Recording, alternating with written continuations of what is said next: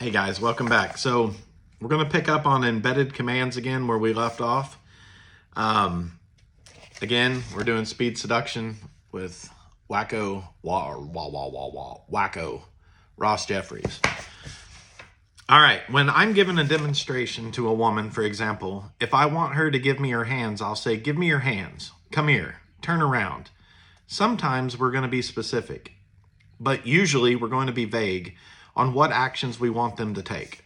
So this is just following up on how to speak to people with commands and things like that to get them to perform, if you will. Perform's a good word that he likes to use in here, as you want your interactions to perform.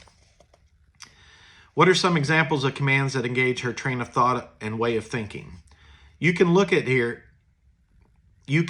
here and see them.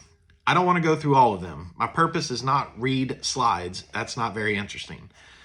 And that's the thing. Let me stop on that. Everything that I'm saying and everything that's going on in this book, you can't treat as a slideshow and it's just going to apply word for word, okay? You're going to have to improvise. You're going to have to read the room. You're going to have to be on the fly with a lot of your answers based on your environment, the amount of people, the type of people, and everything else. So for y'all out there taking notes, if anyone's doing that, don't look at that like I have to do this, this, and this, and this like it's a college course, because it's not. It's very situational. But having this in your mind as a guide will help guide you. And more importantly, there's two things that makes all of this possible. One, confidence.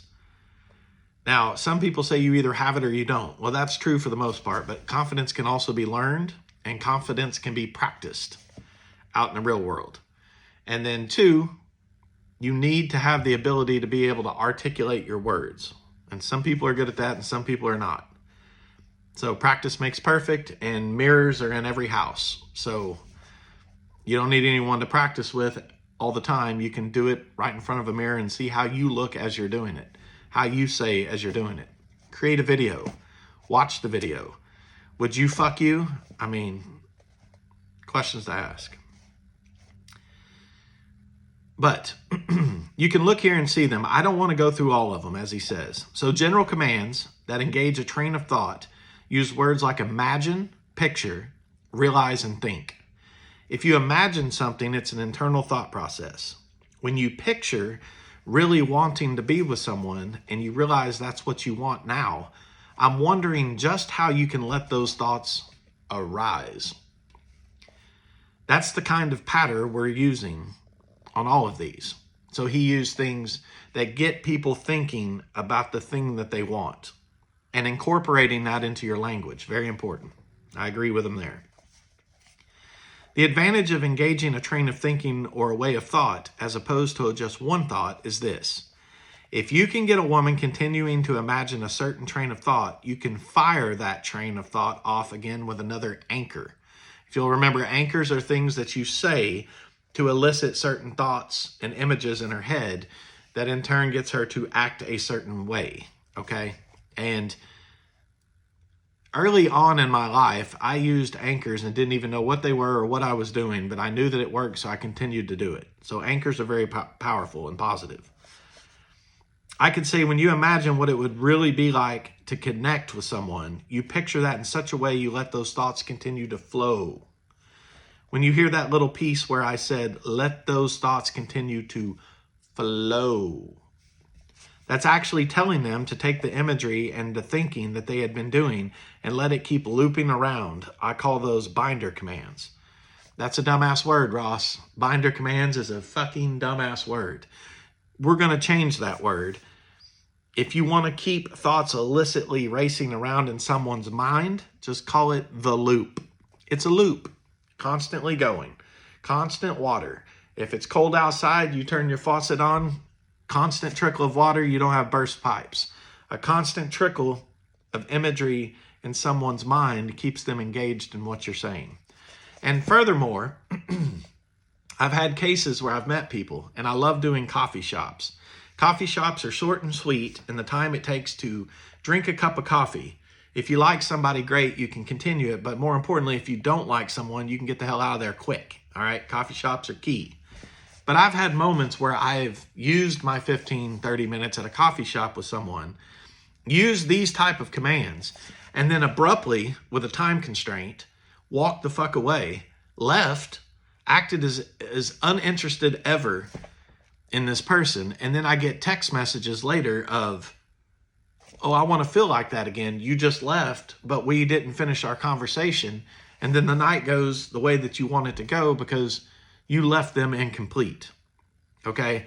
That is very strong. If you can learn how to leave someone you just met incomplete, you'll have the best nights of your life. And if you'd like me to talk more on that, I can do a whole video series of my experiences with that, and they're great. Some of the best memories I've ever had in my life. Anyway, let me try to focus back on Ross. A binder command, or the loop as we called it, is any kind of command that takes a train of thought that you've installed and gives the suggestion to keep looping on it. Why would we want a woman to continue looping on a way of thinking? Well, I guess he's going into what I was trying to explain to you guys. First of all, women loop on thinking anyway. Women ruminate on a guy. This is true. They do. Why did he do that? Why isn't he returning my call? Women will grind on thoughts over and over.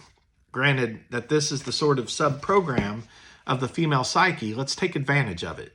Let's have her ruminate over and over on thoughts of wanting to jump our bones or bang our brains out. Again, Ross is outdated with his terminology, but you get the point. This is sort of an advanced concept, and I know it didn't put a slide on it, but I want to give you everything I can here. Those are binder commands that you see here, which are, let those thoughts arise. Let those feelings get stronger. Become obsessed with those thoughts. Allow those thoughts to flow. Binder commands take the form of let, allow, etc. Also, no one talks to people that way anymore, okay? Not even sure they ever did.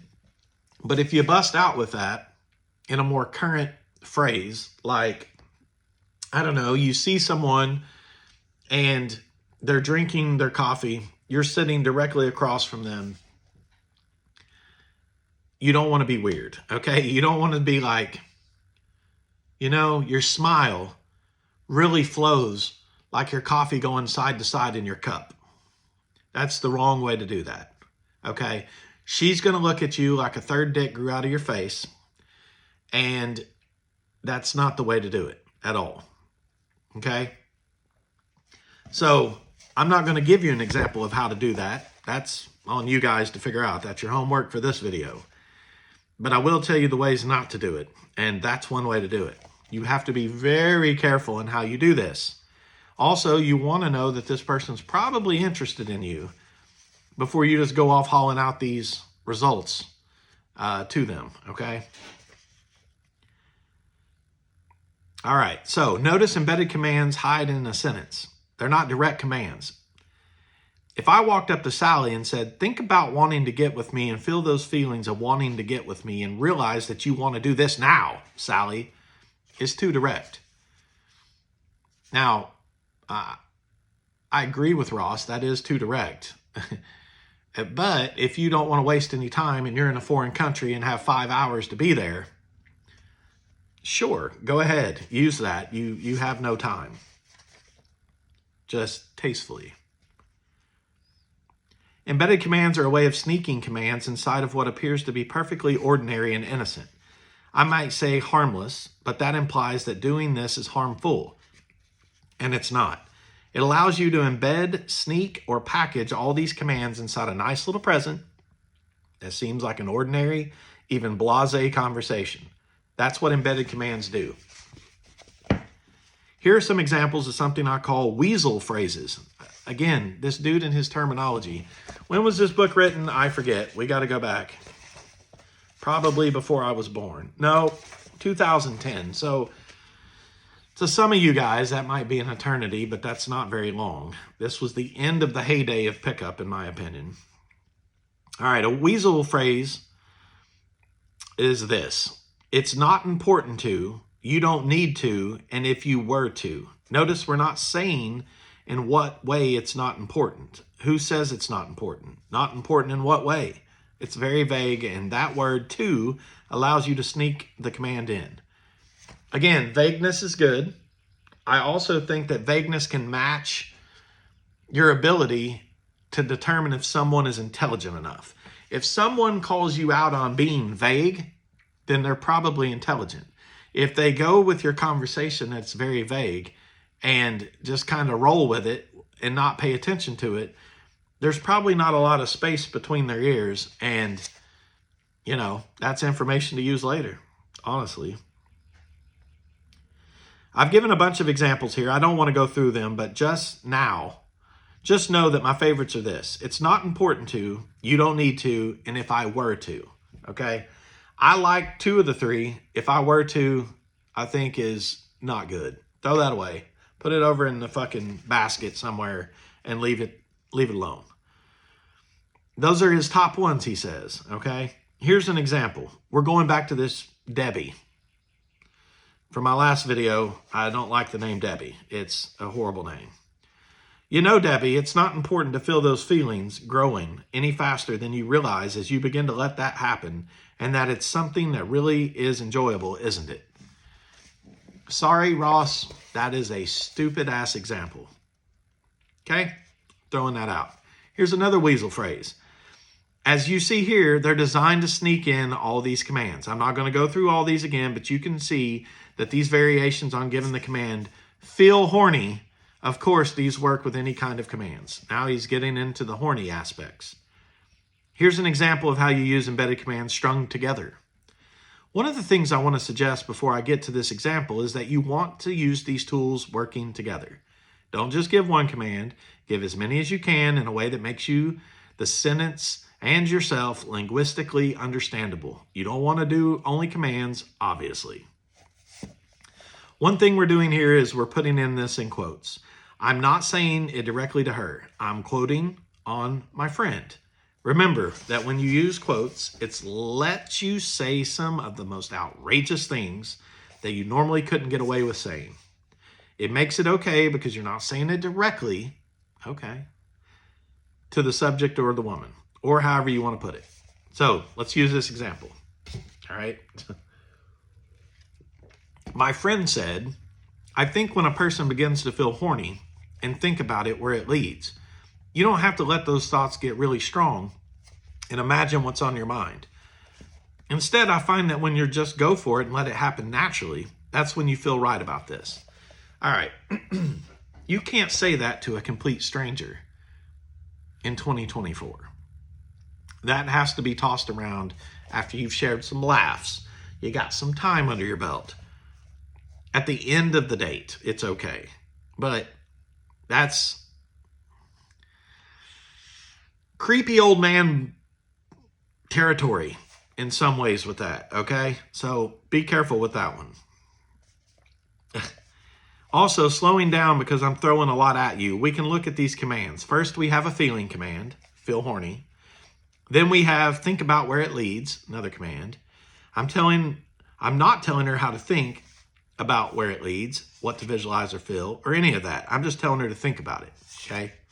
So that goes back to what he used to say about making it feel like it's their idea. Great advice there. Because it's a very vague command that has to do with thinking, she's going to fill in the blank in a way that feels natural for her. Agreed. They will. If I said, think about me pulling off your sweater and licking your huge nipples, that would not be what she's visualizing. It may not be a match, and the whole thing gets thrown out, okay? Yes, obviously, you can't be saying those things. So, okay. When I'm vague and when I deliver the thinking command, think about where it leads. She has to fill in the blanks with her own fantasy. Okay, I agree, Ross. Check.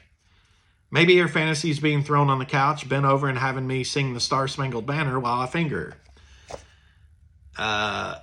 Haven't had that, but I guess, Ross, good job. The fuck? Okay. I don't know what her fantasy is. By keeping it vague, she'll fill in the blanks. Okay. Got it. This is so crucial If you get this, your power and success with women will skyrocket because she's filling in the blank with her own fantasy. It matches what she wants to act on, so I don't have to worry about resistance. This man sounds like he doesn't worry about resistance anyway. I mean, look at him. You see? Does that man look like he worries about resistance? No. No, he does not. Then we have a binder command. The binder command is let those thoughts get really strong. Now I've not just told her to have her thoughts. I'm telling her to let the thoughts build in power.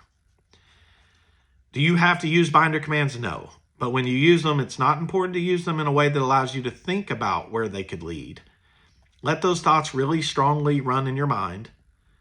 Binder commands ensure that the little flash of thinking sexually doesn't fall away. You do want to keep that in the forefront subtly. All right, I give him that.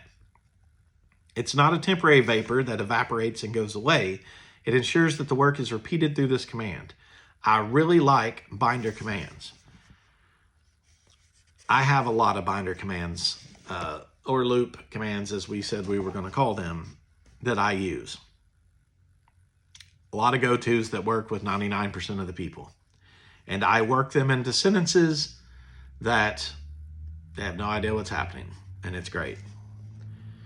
Then imagine what's on your mind. That's also a command to think, but we're being vague. I'm not saying imagine me stripping off your clothes, coating you with oil, and throwing you in the swimming pool. It's vague.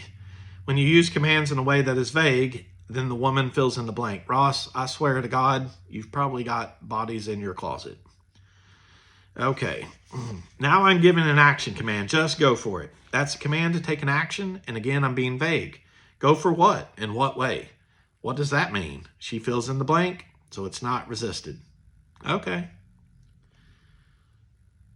So, I'm going to stop there. Embedded commands is a very long section, and I don't want to bore you guys to sleep. Just know that Ross Jeffries is very vague in his embedded commands. Again, thank you for joining us on this video. Like, subscribe, ask me questions. I'm here. I want to hear from you guys. I want to see what you've been doing, what you've worked on, what's working, what's not working. And again, we'll catch you on the next video. Take care, guys.